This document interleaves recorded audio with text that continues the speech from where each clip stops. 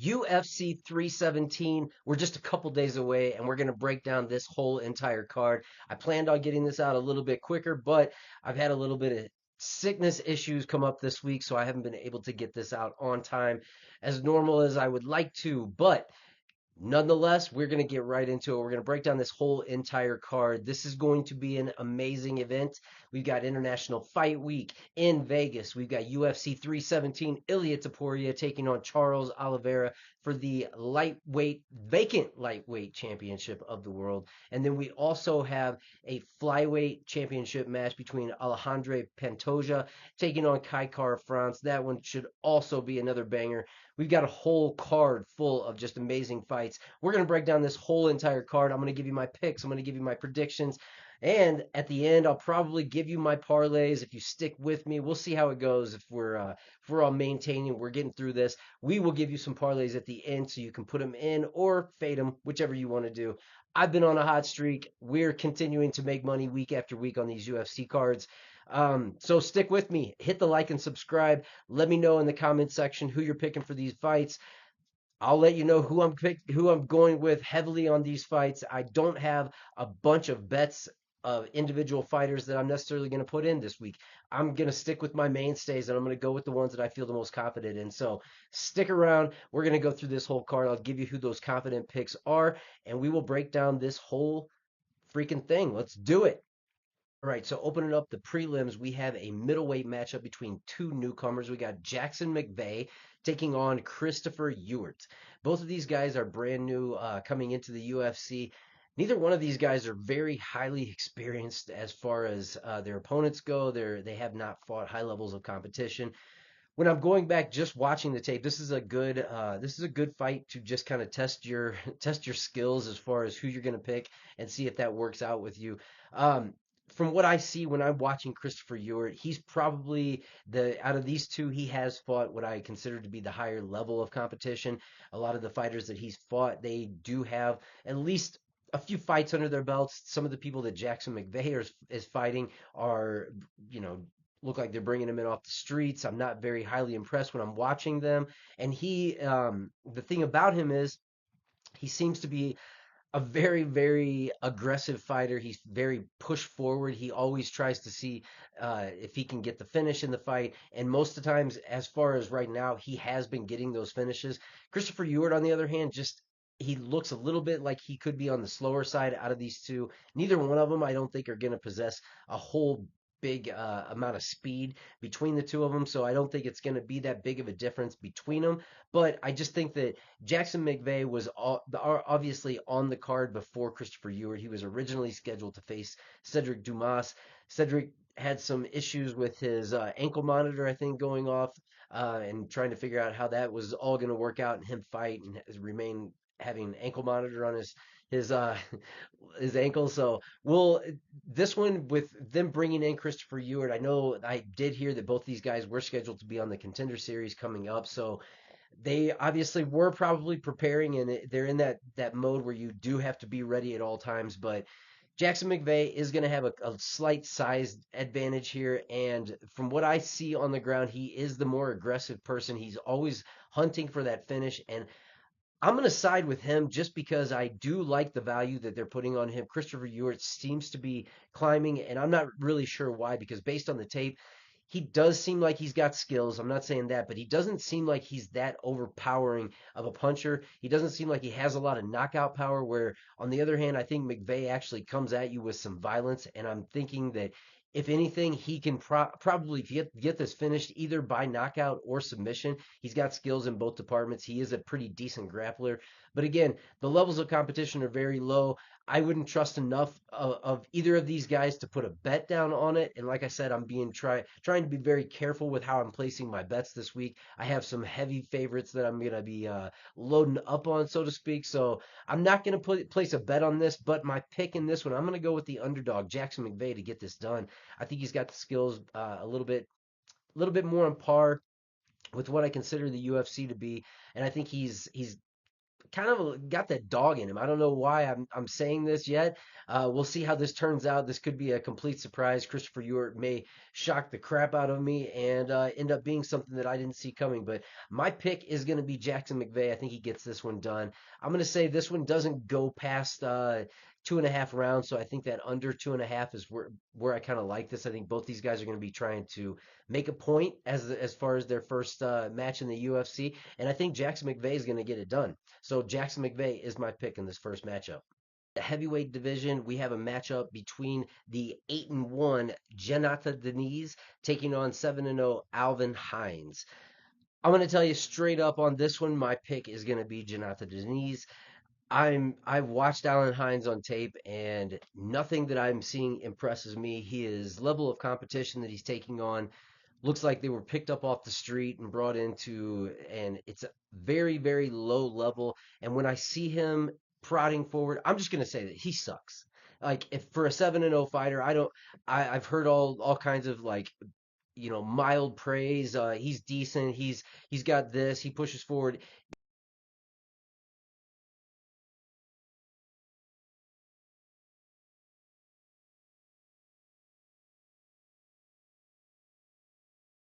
He shocked me.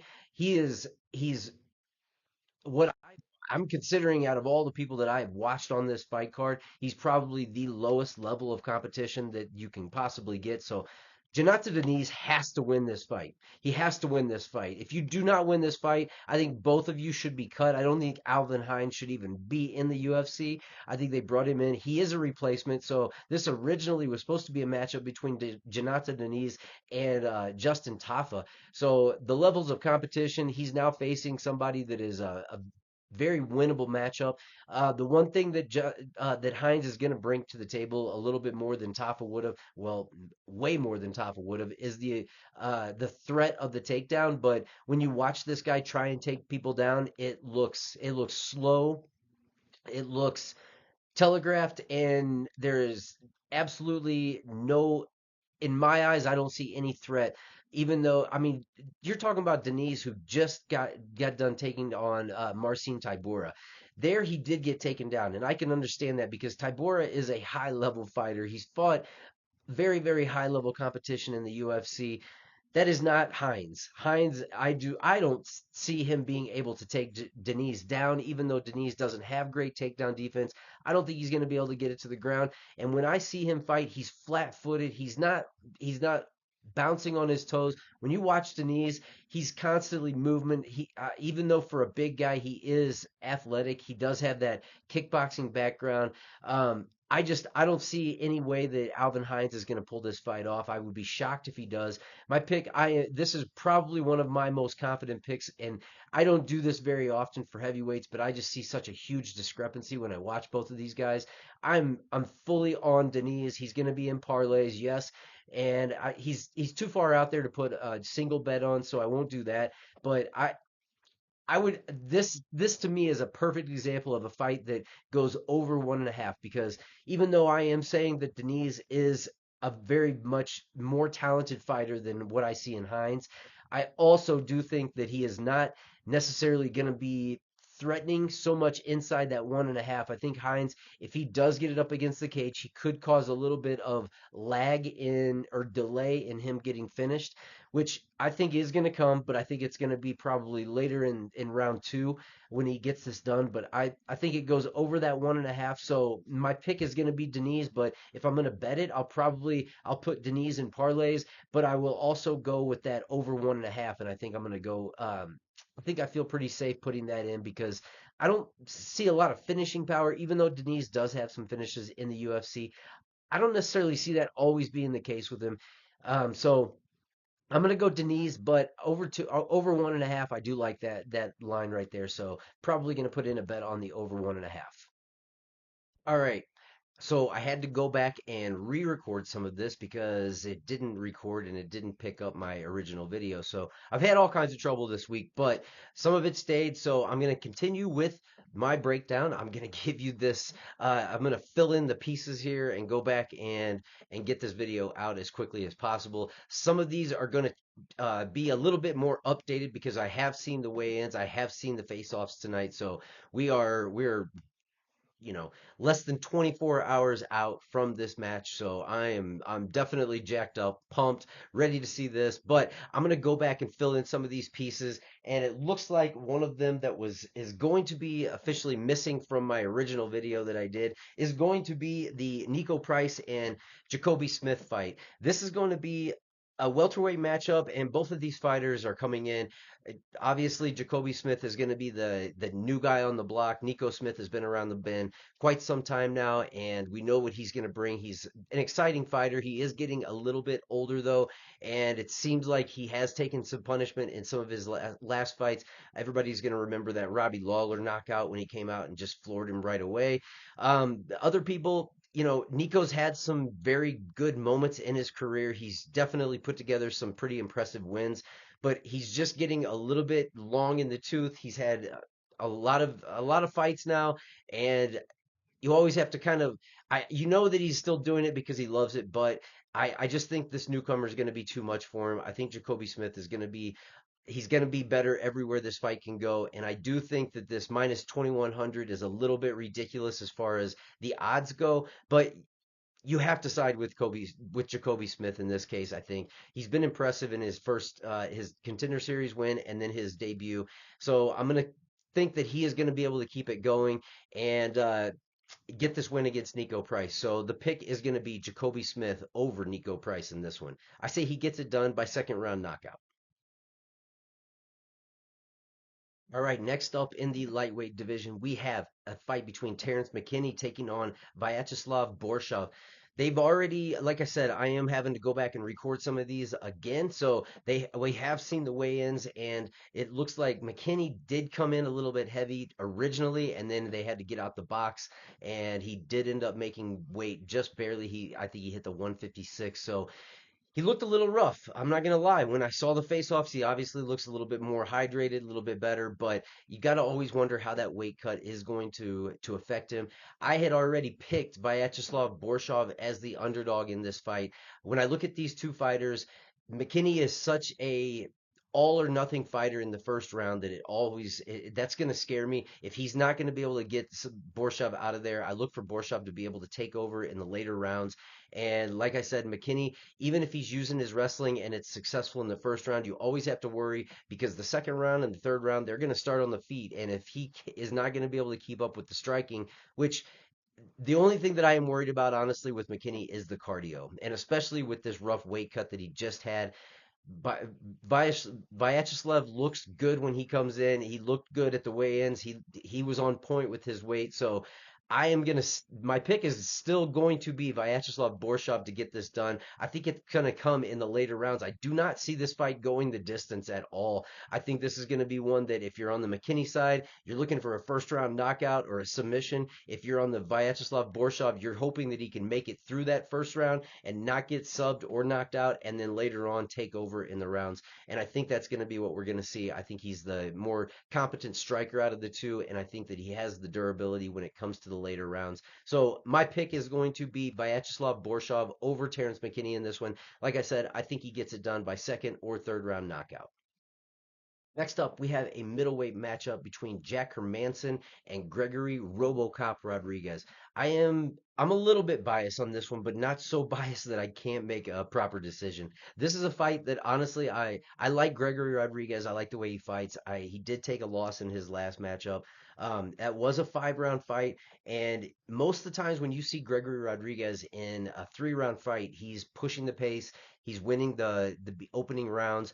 That it was the later rounds that I think got him against Cannonier because he was absolutely pummeling Cannonier through a first portion of that fight.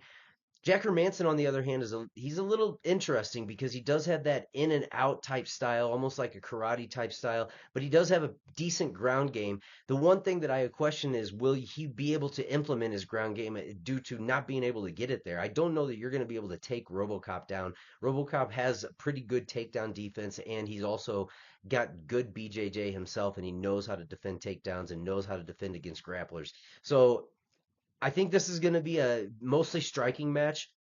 And Gregory Rodrigues is going to be my pick due to the more of the damage aspect. I think that he's going to end up causing more damage if he can land punches on Jack Hermansson. Jack Hermansson's a tough guy to actually land on. So taking all that into consideration, I think the pick is going to be Gregory Rodrigues, and I do have him in a parlay that I put him in with Ilia Topuria. I'll go ahead and tell you that. But um, the one thing that I do kind of question is whether or not Jack Hermansson can win around and make this interesting. So I would say if I'm looking at this from a betting perspective, I got to go with the guy that does tend to kind of show out on some of these. He hasn't been in the octagon for a while, so you know that he's back and he always kind of rejuvenates himself a little bit. So I'm going to take Gregory Rodrigues, obviously, is going to be the pick, but Jack Hermansson's sneaky and I think that he could steal around. So for betting purposes, I would probably go with Jack Hermansson the plus 3.5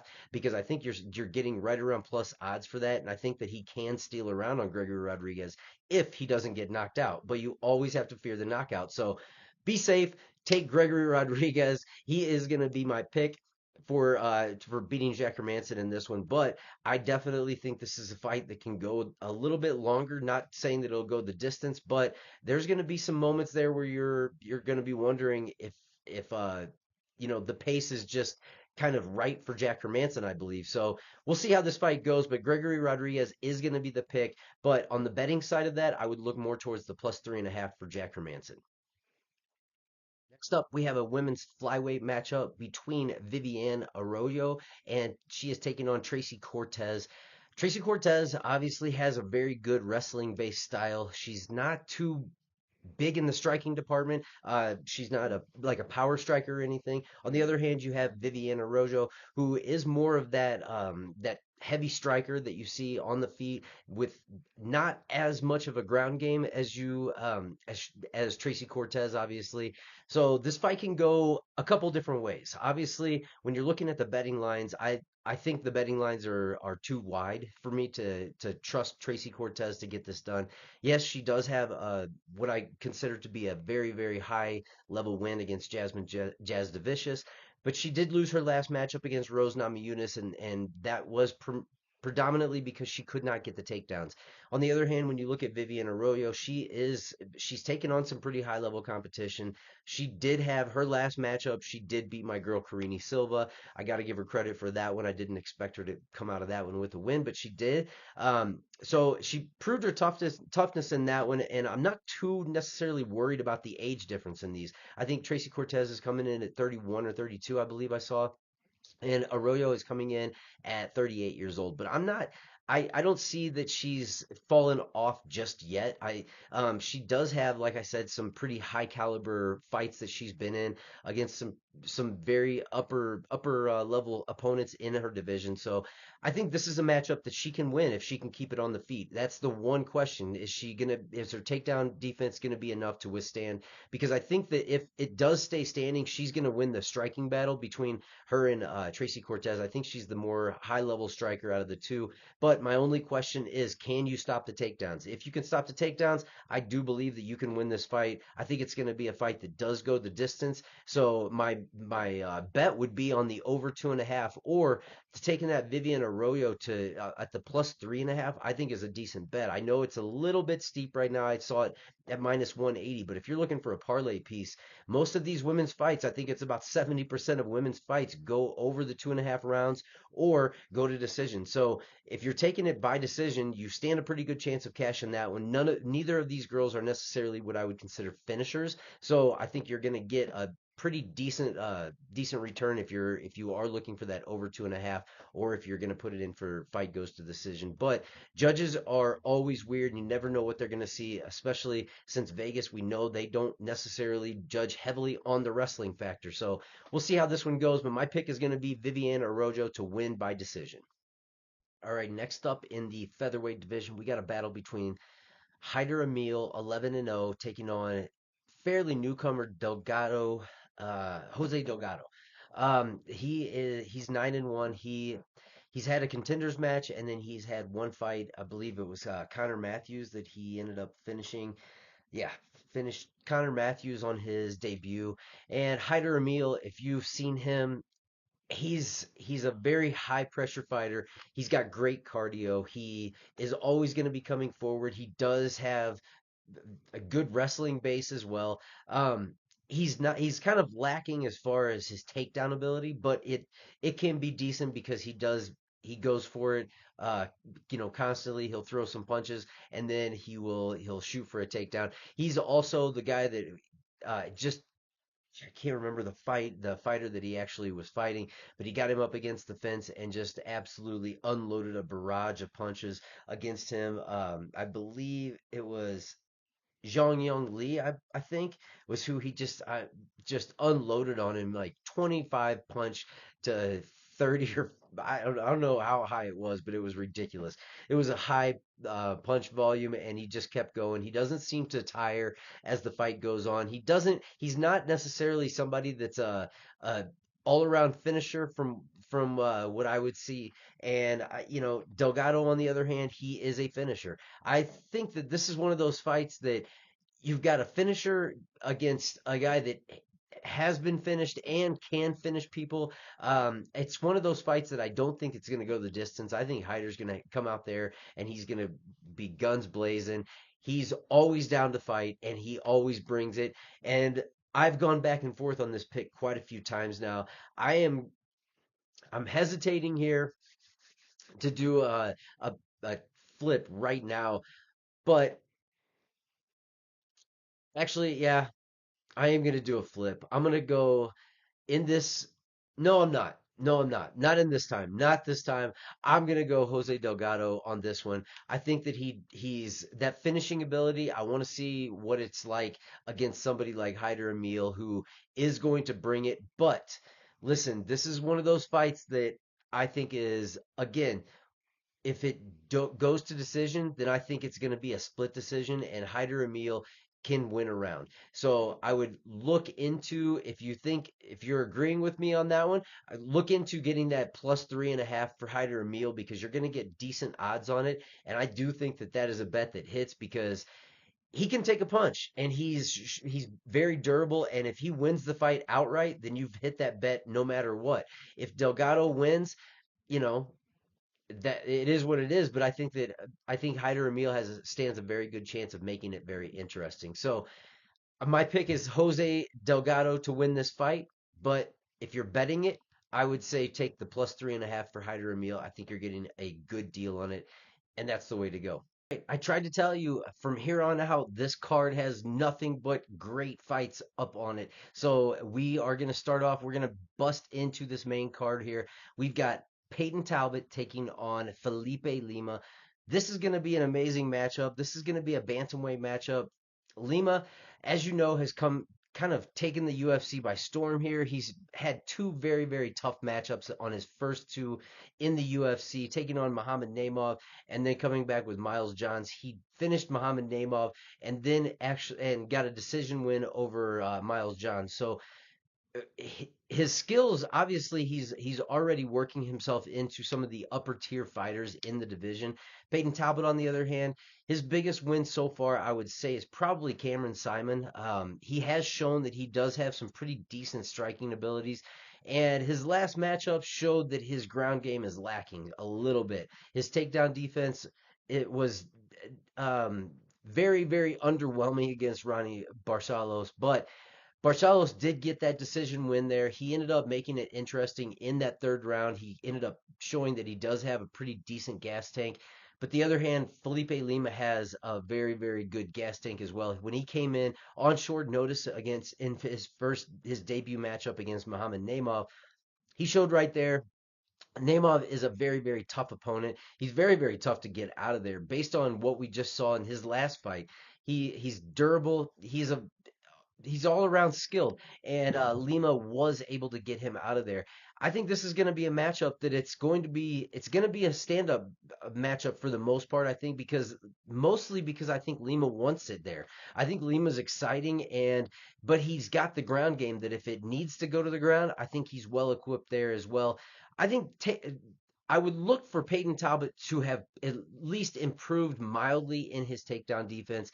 And you got to keep in mind who he was facing in that last matchup. Barchalos is a world class wrestler, so he has those wrestling skills, and that that was one of those holes that it wasn't present until it is present, and we're gonna see how he bounces back from that. I think this is going to be a pretty interesting striking matchup between these two. I think Lima may have a little bit of trouble getting in. I think Payton is going to try and keep the distance, but at the end of the day, I got to side with the fighter who I think has more ways to win this fight, and I think it's going to be Felipe Lima.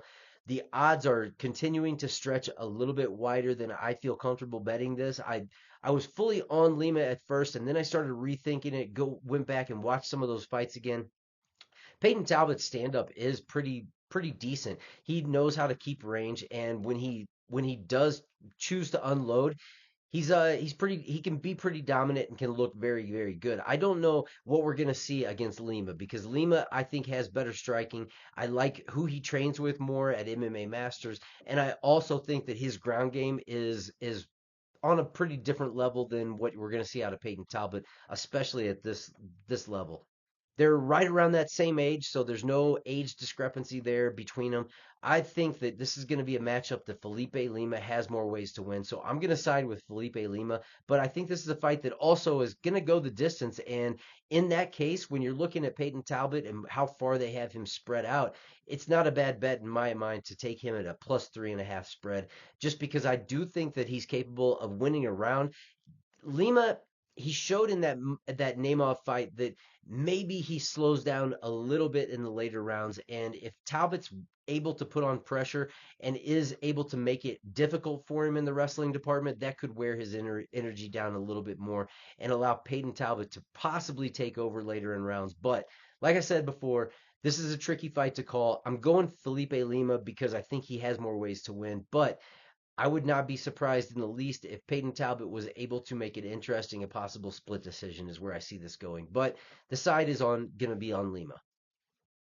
Next up, we got a lightweight matchup between two of the UFC veterans there. We got Beneil Dariush taking on Renato Money Moicano. And you heard in the press conference today that he cannot lose. He can't afford to lose anymore. He's got kids, he's got bills to pay. You know, this man's on a mission to make money. But here's the thing. He cashed in last time on his last fight when he lost to Islam Makhachev. As we all know, the UFC is going to pay top dollar for fighters that are willing to step up into a position like that. And you know that guy got a pretty payday for what he did in that last fight and has propelled his career. He's got a lot going on outside the UFC.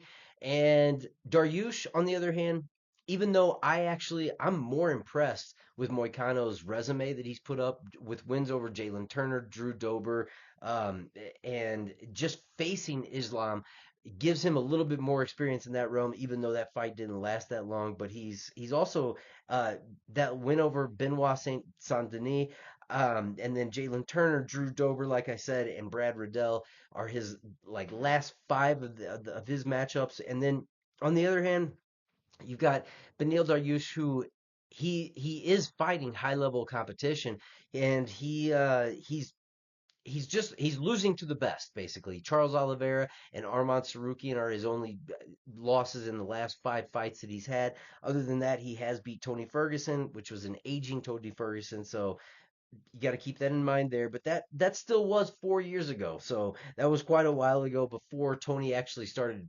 majorly fading off. And then he does have a win against Matej Gamrot. That's probably one of the most high profile wins that he's had in a while.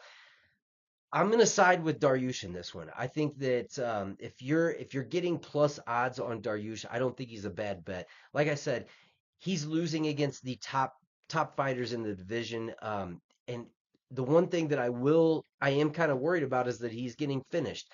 Moicano, on the other hand, he is a finisher here lately. He has shown us that he can finish the fight if it's on the ground, if it's standing. He's got the ability to finish fights. But the one thing that I'm always going to question is I got to see him weigh in because this shoulder injury that he keeps popping back in and up with, it just I don't even know what it is. I don't know if it's normal for him. I don't know if it's a broken collarbone. Everything that I see indicates that that was a broken collarbone. And in his last fight, it still looked like it was messed up and it still looked like it was deformed and not in the right spot. So I have to keep that into mind when I take into consideration who I'm going to pick on these fights. Dariush has had a little bit longer of a layoff, but it also has allowed him to probably recuperate a little bit more. He's that easygoing, laid back guy, and I think it kind of equates to the quietest guy in the room sometimes is the most dangerous. And I think in this fight, it's going to be Dariush that's going to get the better of Moicano. They're both very skilled everywhere the fight goes.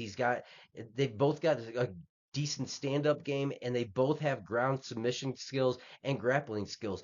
I just think that when I look at Dariush, I don't know that's like that old man power is going to come through and he's going to end up getting this done. Um, I think he's going to be the better, more skilled fighter in this one. Not that Moicano isn't. These guys are very, very on par with each other. But I just think that Beneil Dariush, with that layoff, him coming back, and Moicano being a little bit more active, but he's also kind of had some more success. So maybe not as driven as he possibly was a few months ago. I think this is going to be Dariush's fight to lose. So I'm going to side with Beneil Dariush. I'm going to take the underdog in this one.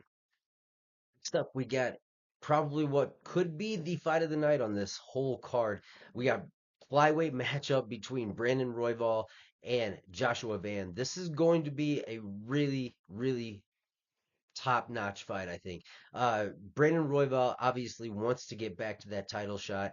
He's pretty much fought everybody in the flyweight division, and he's beat a majority of them. His last matchup he beat not only Brandon Moreno previously, but then Tetsuro Tyra. That is a big win in my opinion. Tyra was on pretty long streak right there, and Royval said in that matchup he likes coming in and kind of dismantling those hype trains as they're coming in. But then he also offered to train with Tyra, which I thought was pretty cool too, because he wants to see the young fighters coming up, which you got to respect that. He's 32 years old. Josh Van is 23 years old, so there is going to be that age discrepancy. But I feel like Royval is right in his prime, and you know that he wants to get back there. I don't like the fact that Josh Van just fought 2 weeks ago. He did get a win over Bruno Silva and didn't take a lot of damage in that fight, but it's just a simple fact that you're going through another weight cut. You're going through not even a training camp. You probably came home and kind of chilled for a week and then got the call and hopped right back in, did what you could, and now you're fighting one of the top fighters in the flyweight division. Do I see a path to victory? Yeah, I do. He's a power puncher and he's got the knockout ability. He's not what I don't think he's going to submit Brandon Royval. I think Brandon Royval has the defense, and I think he's going to be better on the ground. I think he'll flow better. I think his world is on the ground, and I think if he gets it to their ground, it could be trouble for Josh Van. But Josh Van has proven that he's got good takedown defense, so I think this is going to be a stand-up battle. And Royval has proven that he's pretty tough in the stand-up department, but I'm going to pick Royval because a fighter with his caliber of skills and the people that he has fought in the flyweight division that are top 10 or above, to me is says a lot right there. Josh Van has not experienced anything to this level, and him coming in on a 2 week notice, I think that's a little bit much to ask. I like Josh Van a lot. I think he's got a lot of talent, and I do think that he is going to be a champion in this division at some point. But I don't think it's going to be yet. I look for Brandon Royval to end up getting this done by decision. I don't think he's going to finish Josh Van. Josh Van has proven that he's pretty tough, Wouldn't be surprised if it happened though, because Charles Johnson also finished him, and he's a high volume puncher and just a little bit awkward at times. And that is kind of what I expect out of Royval. He's going to keep it interesting.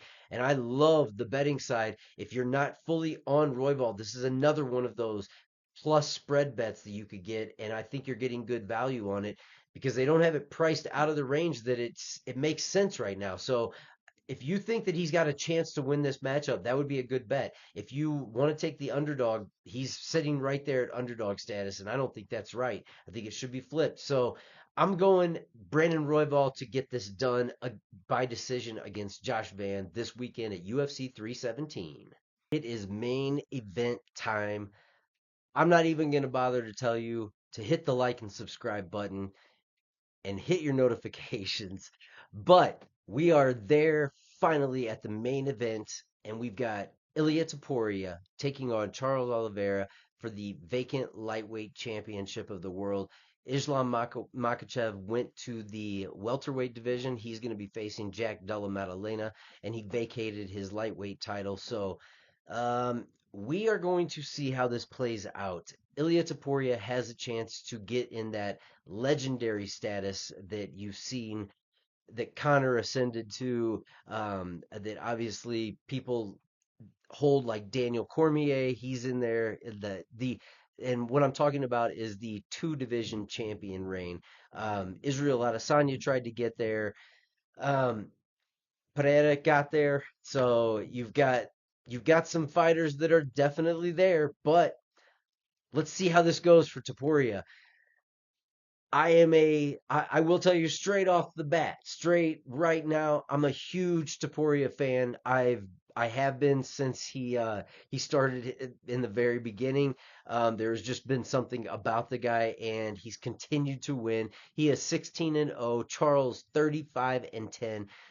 I know that there's a little bit of a size advantage there that you may be worried about, but let me remind you, Ilia did a long time ago come up to the lightweight division, right? And he faced a fighter that had a little bit of a size advantage on him then in Jai Herbert.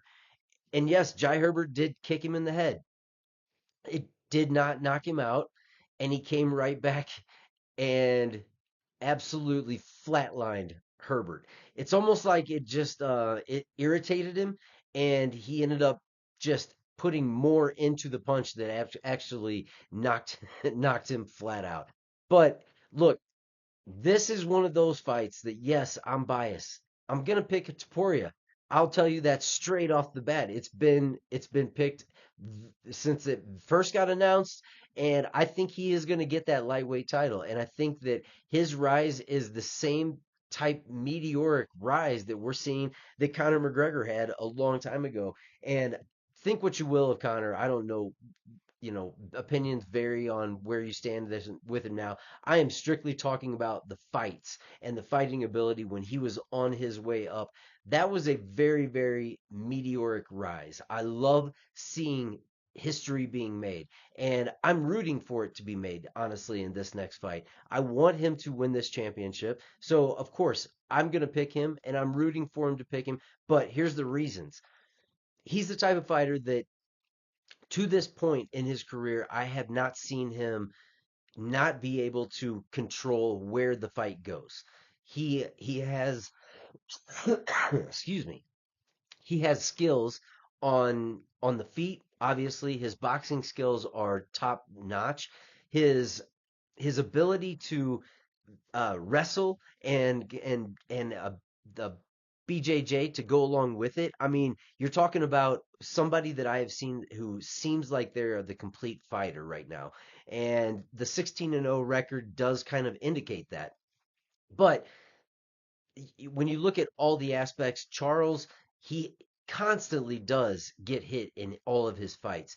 And I think that you're running into somebody that is going to be able to put your lights out in this one.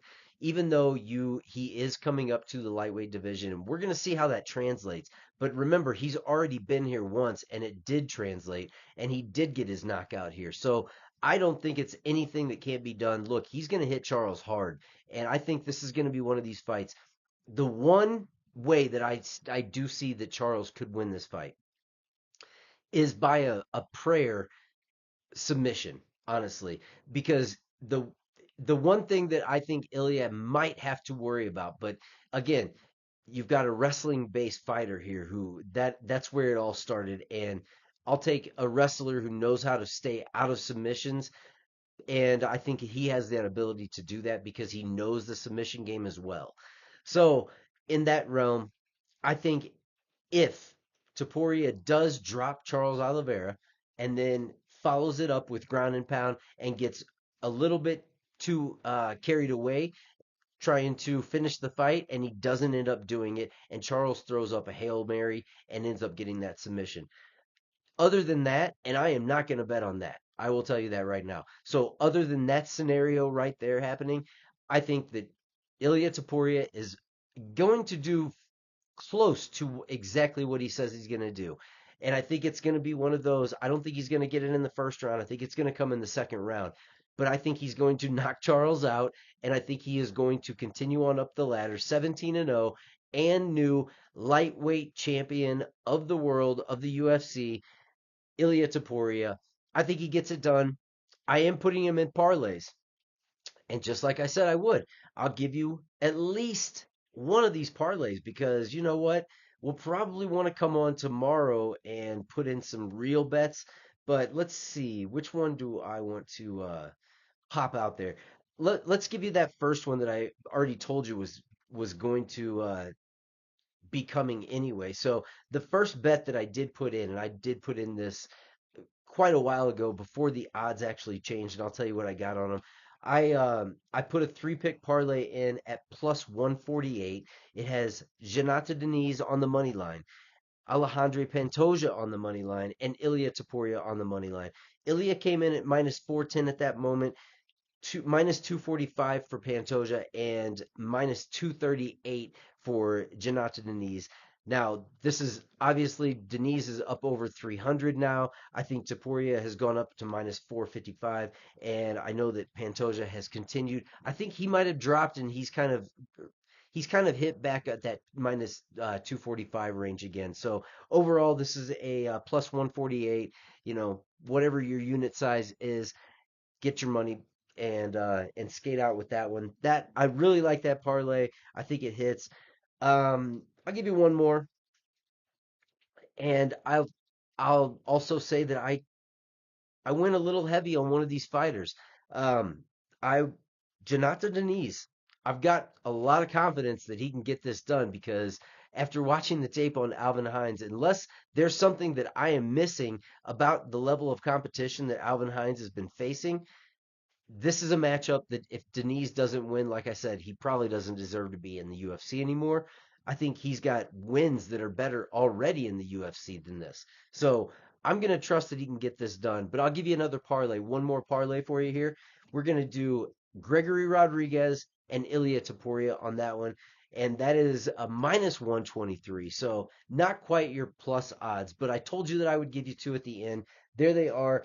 I'm not going to highlight these because I'm going to try and put something out tomorrow with a few more, maybe some individual bets because, you know, we've got a week off after this. So we're going to have to make up some time. We're going to have to make some money tomorrow. And this is the best way to do it. So let's get into it. Let's have a good night. And we will see you on fight night.